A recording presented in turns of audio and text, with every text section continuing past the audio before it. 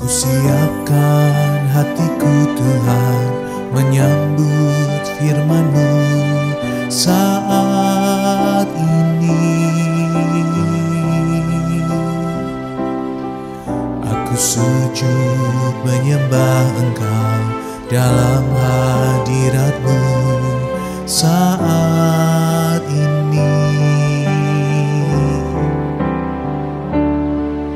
Curahkanlah pengurapan-Mu kepada umat-Mu saat ini. Ku siapkan hatiku Tuhan mendengar firman-Mu.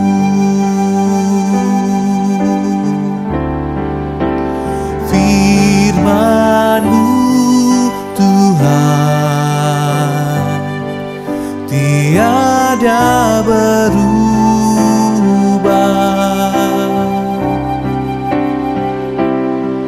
sejak semulanya dan selama-lamanya tiada berubah. Firman-Mu Tuhan penolong hidupku.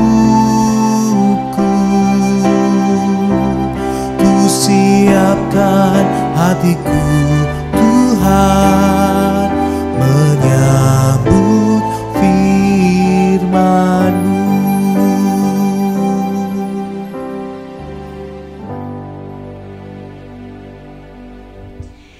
Shalom Bapak Ibu yang terkasih. Berjumpa kembali dengan saya Alicia Arimbi di dalam doa pagi GKI Gatot Subroto Purwokerto. Sebelum kita akan bersama-sama membaca juga merenungi sabda firman Tuhan, marilah kita berdoa memohon hikmat daripada Tuhan. Mari kita berdoa. Ya Allah Bapa yang baik, kami bersyukur pada pagi hari ini Tuhan masih menyatakan cinta kasih-Nya terus. Kami boleh juga merasakan cinta kasih Tuhan, sehingga saat ini Tuhan kami bersama-sama rindu untuk membaca, merenungi, dan juga mendengar sebagian dari firman Tuhan. Kiranya ya Bapa, Roh-Mu yang kudus boleh menyertai kami, sehingga apa yang kami dengar dan kami renungi bersama, boleh kami hidupi di dalam setiap langkah kehidupan kami, dan juga boleh kami hadirkan di dalam rumah kami. Ini kami Tuhan, kami sudah siap. Bersabdalah ya Bapa. Di dalam nama Putra-Mu yang tunggal, Tuhan Yesus kami berdoa. Amin. Jemaat yang terkasih, pembacaan kita pada pagi hari ini diambil dari 1 Yohanes pasalnya yang keempat ayat 19 sampai 21. 1 Yohanes pasal yang keempat ayat 19 sampai 21 berbunyi demikian. Kita mengasihi karena Allah lebih dahulu mengasihi kita. Jikalau seorang berkata, "Aku mengasihi Allah," tetapi ia membenci saudaranya, ia adalah pendusta. Karena siapa yang tidak mengasihi saudaranya yang dilihatnya, tidak mungkin mengasihi Allah yang tidak dilihatnya. Inilah perintah yang kita terima dari Dia. Siapa yang mengasihi Allah, ia harus juga mengasihi saudaranya. Demikianlah pembacaan firman Tuhan. Berbahagialah setiap kita yang mendengar, terlebih lagi juga yang menghadirkannya di dalam keluarga kita. Amin. Jemaat yang terkasih, saat ini gereja kita sudah memasuki bulan keluarga, bulan penuh cinta dan kasih. Dan puji syukur bahwasannya tema bulan keluarga kita saat ini adalah rumah bagi semua. Bapak Ibu yang kasih Tuhan, ketika kita mendengar kata rumah, identik dengan kehangatan. Ketika kita mengandaikan apa itu rumah, seperti apa itu rumah, terbesit di dalam pikiran kita tidak jarang adalah kehangatan dan juga keramahan, kenyamanan, serta keamanan, di mana kita merasa hangat, merasa nyaman, dan juga merasa aman. Kita akan dengan mudah menyatakan bahwa aku sudah di rumah. Maka dari itu Bapak Ibu yang kasih Tuhan, pagi hari ini kita akan mengulik sedikit tentang bagaimana rumah itu seharusnya hidup sebagai rumah orang-orang yang percaya. Bapak Ibu yang terkasih, rumah yang adalah sumber kehangatan adalah rumah yang bukan sekedar bangunan, bukan rumah yang sekedar gedungnya saja, rumah yang sekedar ada atapnya atau ada kerangkanya. Tetapi rumah yang benar-benar rumah yang benar-benar hangat adalah rumah yang punya dinding, rumah yang lengkap, rumah yang ideal, rumah yang nyaman.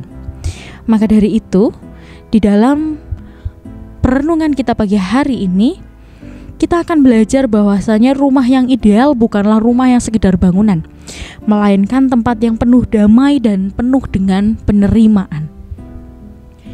Di dalam kedamaian dan penerimaan itulah kita harus merasa aman serta nyaman. Namun, sejatinya kenyamanan dan juga kehangatan itu tidak semerta-merta lahir dari sebuah arsitektur. Tidak semerta-merta lahir, wah karena rumahnya megah, pasti di dalamnya nyaman. Wah kalau rumahnya megah, pasti di dalamnya hangat. Tidak demikian. Rumah yang hangat, rumah yang nyaman adalah rumah yang terbentuk dan hidup di dalam sebuah relasi serta komunikasi. Tetapi relasi dan komunikasi ini pun tidak hanya sesuatu yang sekedar apa adanya. Seperti contoh, kita punya teman banyak di dalam sosial media. Lewat Instagram, lewat TikTok, lewat Facebook, kita mungkin punya banyak followers, banyak teman, banyak rekan. Mungkin tidak hanya 100, tidak hanya 1000, mungkin puluhan ribu, bahkan ratusan ribu. Tetapi sejatinya teman-teman itu adalah teman yang fana, teman yang semu. Kita belum tentu merasakan kehangatan yang sungguh-sungguh di sana.